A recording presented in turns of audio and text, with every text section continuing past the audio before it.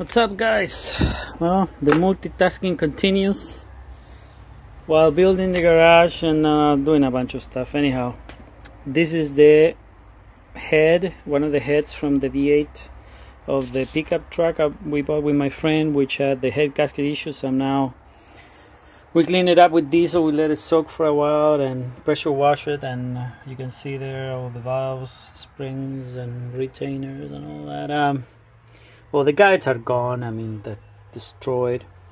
But I did a quick cleanup with the wire brush and inside, because, you know, they crack down here or whatever. And it seems good, actually. Even the valve seats look fairly decent. I mean, they have some pitting, but very, very little. So yeah, it looks like this head is good, so I'm going to clean it better. I was just checking, we were thinking to do a LS swap on the truck if these heads were bad, but it's a lot of work, so we were hoping that these heads were going to be fine. And so I have been, you know, I just took them apart just now, and I start cleaning the carbon to make sure that there's no obvious cracks, but seems to be good so far. What is that? Uh-oh. There's a few of those scratches here.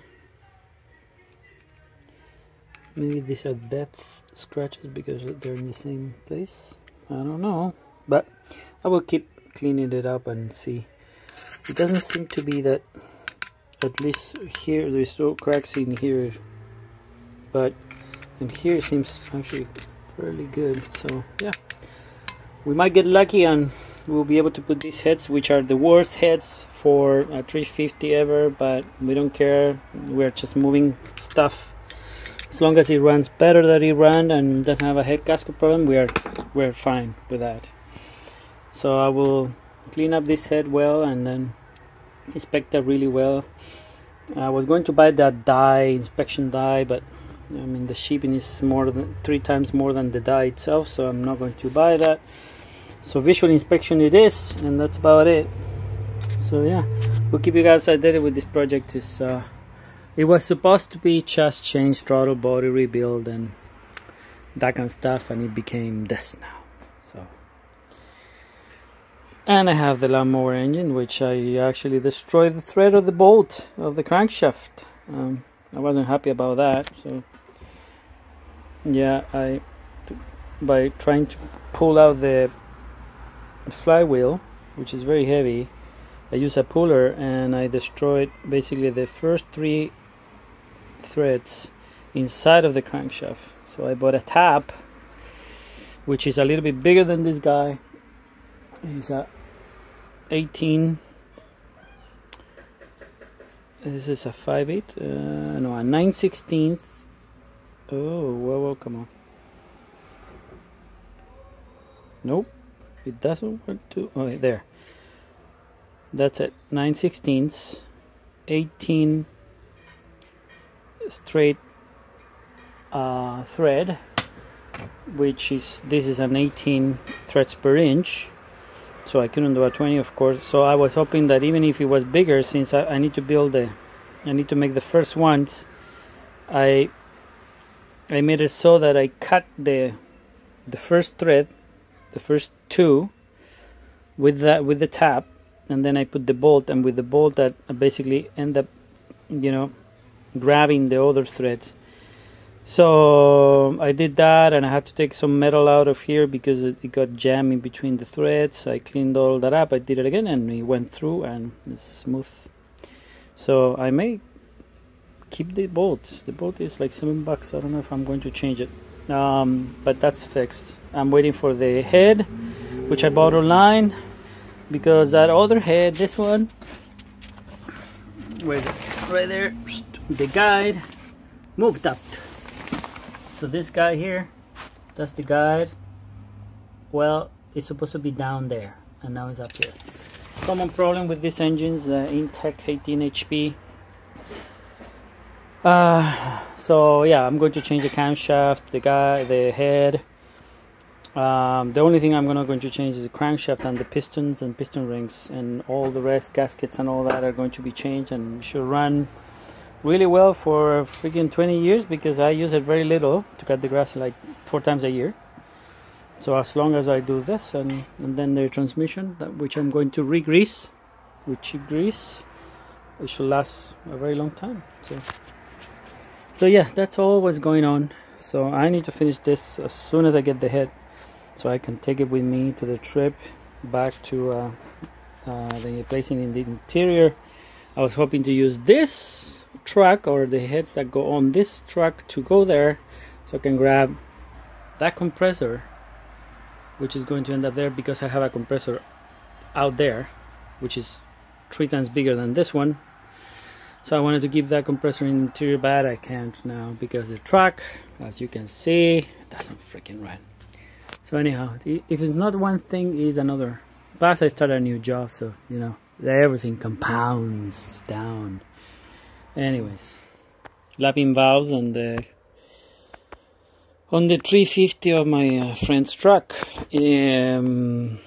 So yesterday I was doing the NSX seats, and at night when the kids were in bed, that's kind of like the time I have to do that kind of stuff inside. And today they are going out, so I have the whole day to do this type of stuff. So I am lapping valves, which is not the most fun thing ever. These things are the worst. I mean, had awesome reviews in Amazon. The rubber is shit. I mean, anyhow, so I had to put, you know, the towel there so that it doesn't actually move, because it was coming off. And then I tried to put on the drill and it didn't work, and then I decided to put the hose thingy, which I saw people doing it, and I did it by hand for a while. And what I'm doing now, which is actually works really well, it doesn't. The problem with lapping valves like this is that you leave ridges in the valve. Not ridges, but the valves are. Let me see if any. Yeah, this one is clean. So if you look at here, you see those lines. Yeah, so those lines. So I grind these off too hard, and it make those lines. So I had to do it by hand to make those lines to go away, basically. So you can still see the lines, but you can't feel them with your nail. And that was the problem before, is you can feel them with your nail. And the problem with this is that if you leave those lines there, ridges there, when the valve hits, basically it leaves a gap in between ridges instead of being one uniform surface. That's what they say. Again, this is a 350 of a truck that we are going to use to move stuff. They look better than before. Anyhow, so I don't know. It's not a high performance engine. If it was a high performance engine or whatever, I would take it to a machine shop. They will grind the valves correctly and all that, and it would be amazing and perfectly smooth surfaces and all that. But I'm doing by hand, so it doesn't really matter. So I did already 4. And I'm going to do the other 4. So basically I put a thing I had for the drill, this clamp and the hose. This goes a fuel hose. And so I will keep doing this, and that's about it. I will finish this head, which I'm almost done. 3 passes is good enough. And very light pressure with the drill, and very slow motion. And you go up and down so that the paste goes back into the grinding surface.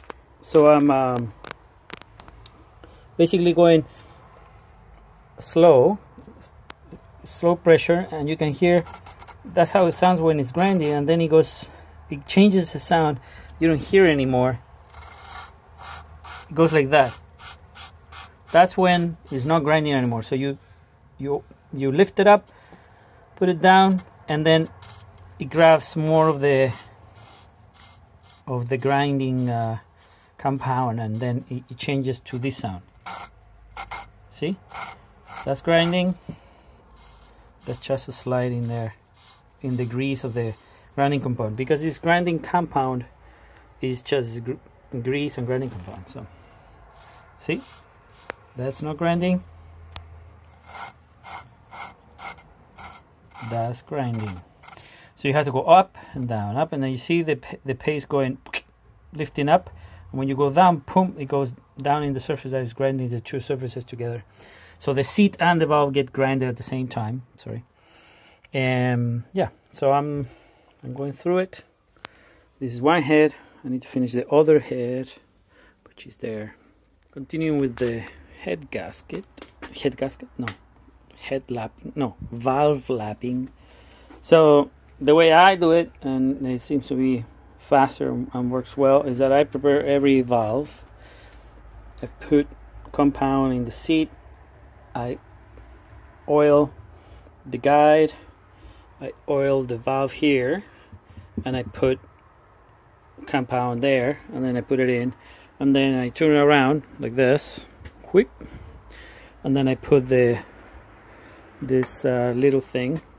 This you can use a drill bit or something, and it fits really tight in the valve here, you know, and then I just turn it, and it works really well. This is a 3/8.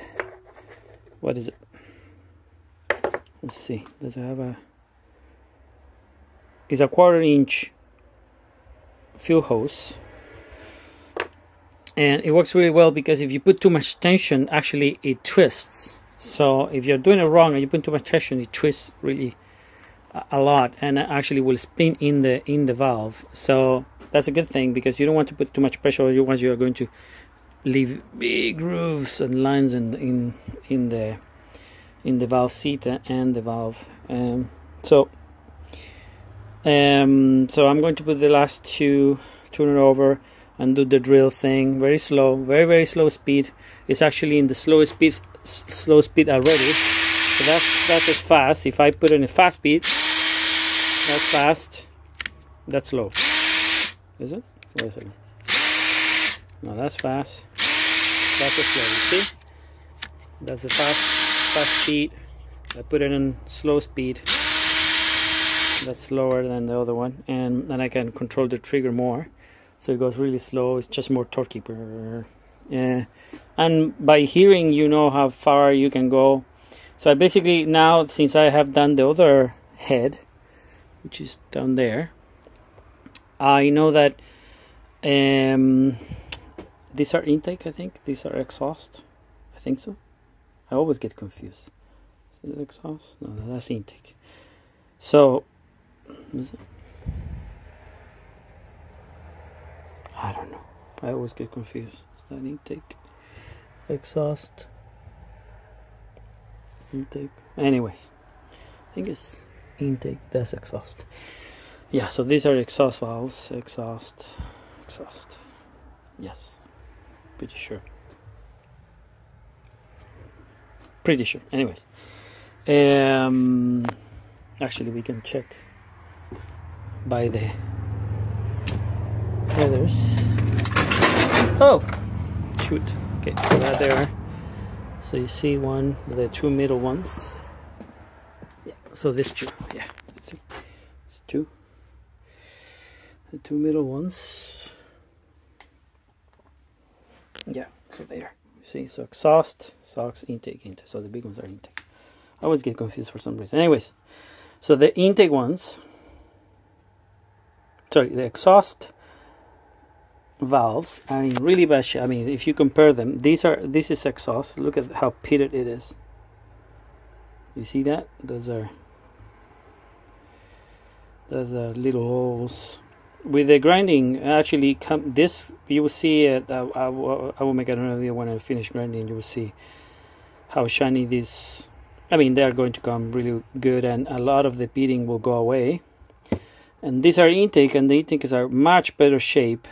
You see, they are a little bit pitted, but very little. And 2 passes with the grinding compound, and they come out really good. So it's just the exhaust valves that are in bad shape, which makes sense because it's exhaust and there's no fuel cleaning them up, the carbon or anything. So I will finish that up, and then I will grind them up, and I will show you. So heads are assembled. springs and all that, lapping valves and all that was done. You guys saw another video about that. Now I'm cleaning up the valve covers just with a wire brush. They are kind of rusty, so I'm taking much of the rust and the paint out. Someone tried to paint them before, but it looks terrible. You can tell, you know, the coolant and, you know, was going through, and water, I guess. So cleaned them the best I could. It doesn't have to be perfect. So painted. I'm going to paint them black. Prime them first with well, this is the other one. This is how it looks like after 10 minutes of wire brushing. You know, it's still like not super clean or anything, but I'm going to degrease it and prime it. I already degreased those, but I had to do another clean, another pass. Now I need to wire brush these ones. Look at how they are. It's all that surface rust of, you know, after we removed them, but they were full of gunk here inside. It's just the amount of foil, like mud, was like super thick. So that's all cleaned up, and now they need to be wire brushed. I'm using different wire brushes. That 10 minutes, and they look like that. And what I was going to show you, no heads. What else? Oh yeah, so the primer. So I'm going to use this one. I use this for engine parts too. It's a self-etching primer. So yeah, I use this for engine parts. You don't have to really, I mean, that's going to be fine for the exhaust. Doesn't really matter. I never had an issue. Well, but doesn't have to be perfect. You can actually paint it with this primer, which I don't have much left, which is engine primer. It's supposed to be for high temperature, but it takes a really long time to dry. This one takes 30 minutes, and you can actually top coat it. And most probably the paint is not going to come off at all if you degrease it really, really, really well. So I don't know. I don't know. I don't think that it's needed. I painted some stuff that they get really, really hot and they never flake. But again, we will have to wait until, you know, at least a year of running the truck to see how it will behave. But as far as I know, you can use that. We clean all the spark plug holes that were full of rusting here inside and all that. So that's all clean up. I basically clean every hole with a Dremel, a little wire brush. So they're all cleaned up. Clean here too. This is all greased up, ready to go. The heads are all cleaned up to be installed. Just one more pass and so on. So I'm going to degrease them, paint them, so they're ready. And tomorrow we are hopefully going to be able to install them, put the head gasket on, torque them down, put the intake on, and do the valve lash adjustment, and then